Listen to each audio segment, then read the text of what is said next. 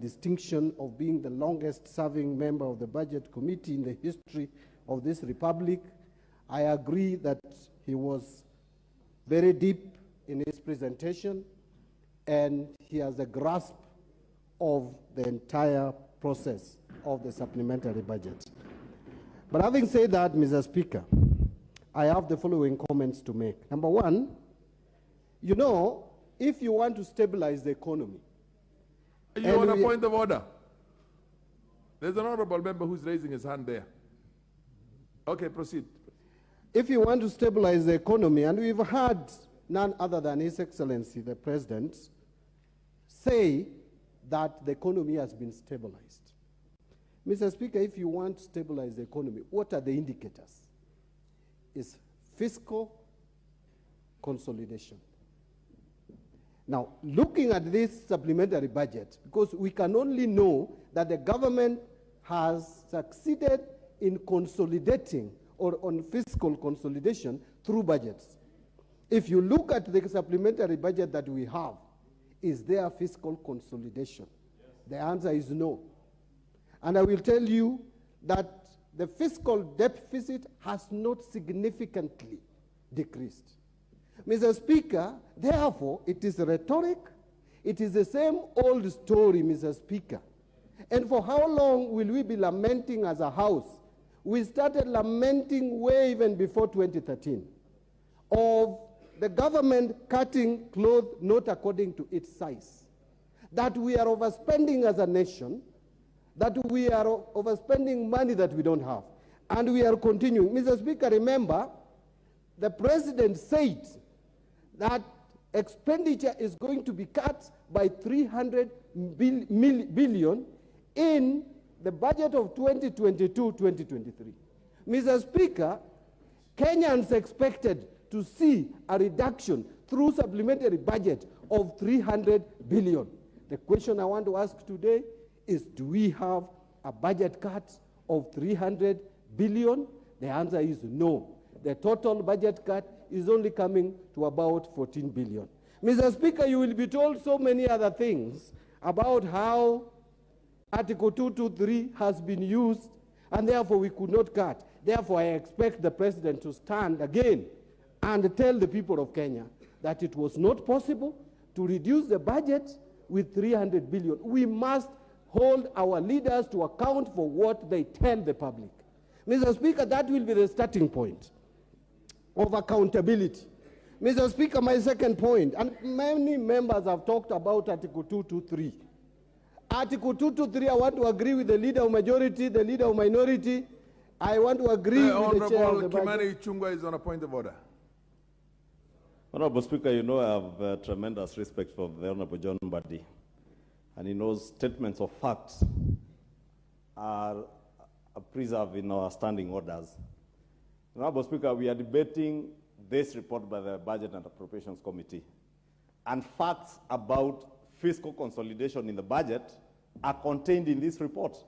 If you, Honorable Speaker, if you turn to page 5 of the report, there's a clear indication the Honorable John Mbadi may not have interacted with this report, because the fiscal consolidation is talking about is very well enumerated by the Budget Committee on page 5 of the report, actually clause 18, just to draw his reference to the clause, that the fiscal deficit as a percentage of GDP has reduced from 6.2% to 5.7% against the 5.8% agreed on between the government of Kenya and IMF, Honorable Speaker.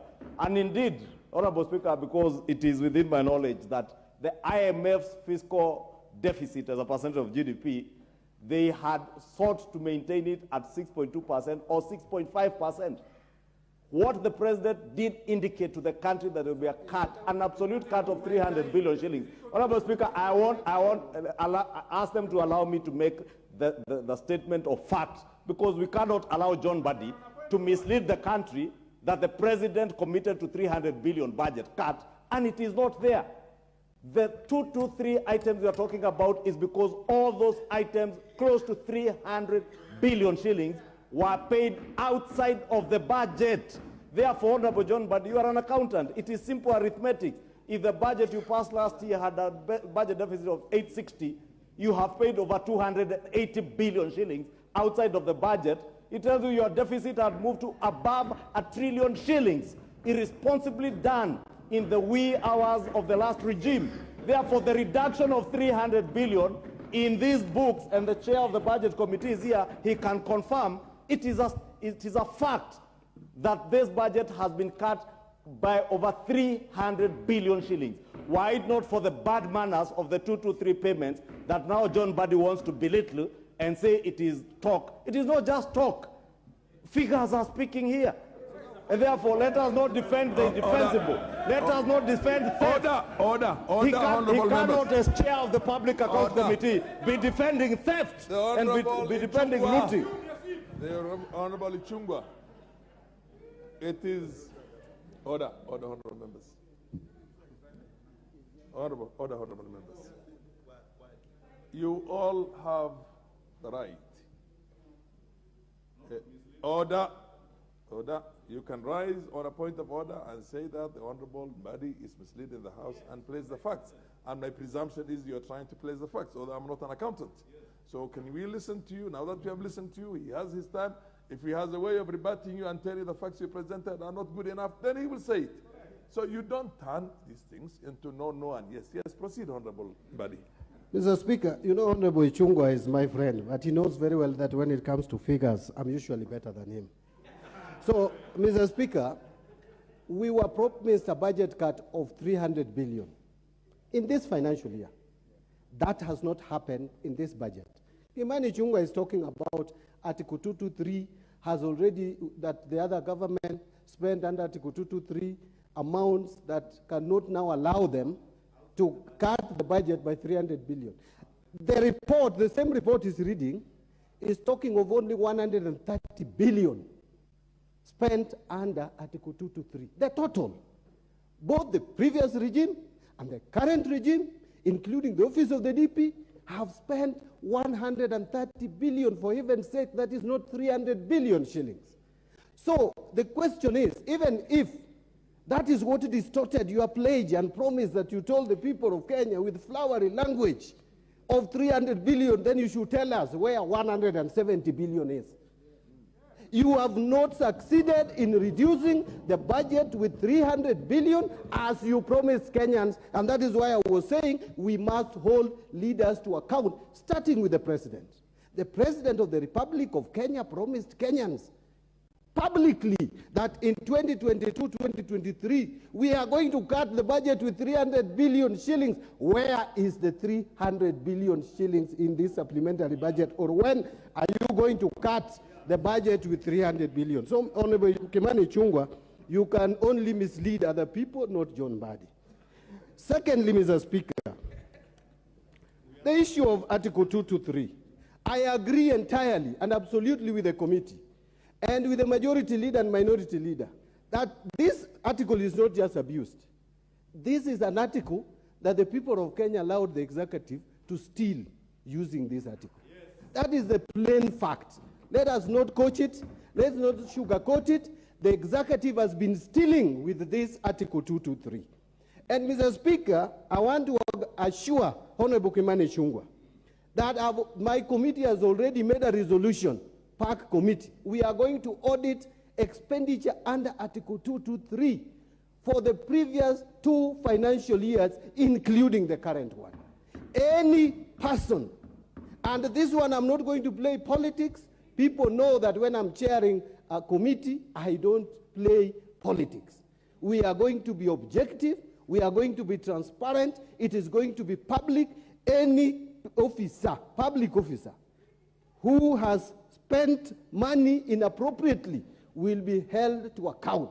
And by the way, this excuse by the controller of budget that there was a gun held on her head, I want to remind you, maybe people have forgotten, or maybe you were not around that time in Parliament. Most of you are not here. In the 10th Parliament, towards the dying stages of the 10th Parliament, not even dying stages, immediately we passed the new constitution. I remember I stood on the floor of the House and challenged that the government cannot spend money on vote on account before Parliament passes appropriation bill. And that was ignored. But the controller of budget then, Agnes Odhiambo, a great lady, refused to approve government expenditure. In fact, the government's programs and services almost ground to a halt. We are to be summoned to come back and pass the appropriation bill. That is the kind of controller of budget we need for this country. Not people who give excuses. Not people who now, when they come to a new regime, they want to please a new regime by scandalizing and blaming the other regime when they have the law behind them, supporting them to do the right things.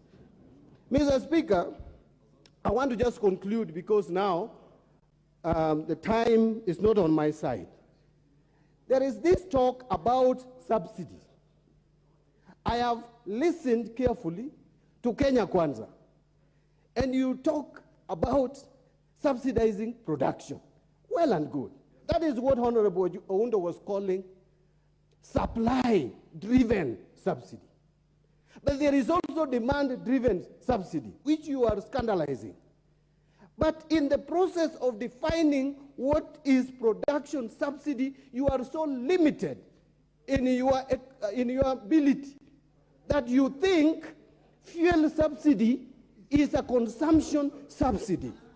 There is no major factor of production like energy. And one of the sources of energy is petroleum. Another one is electricity.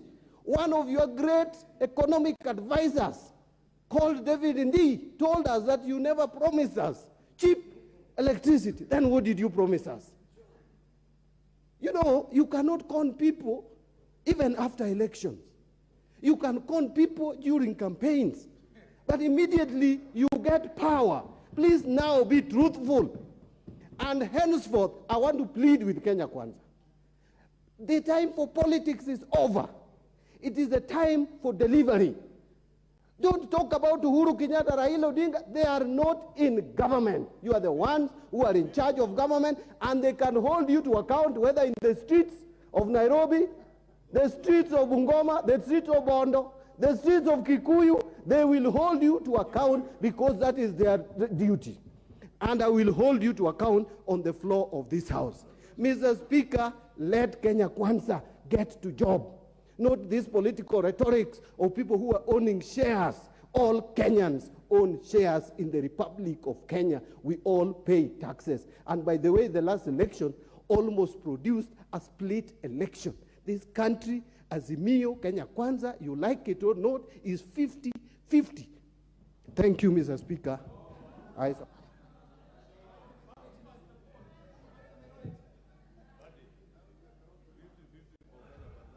Order.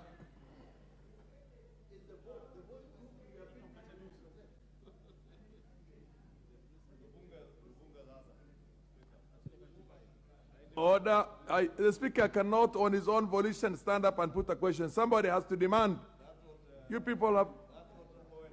Yes, Owen.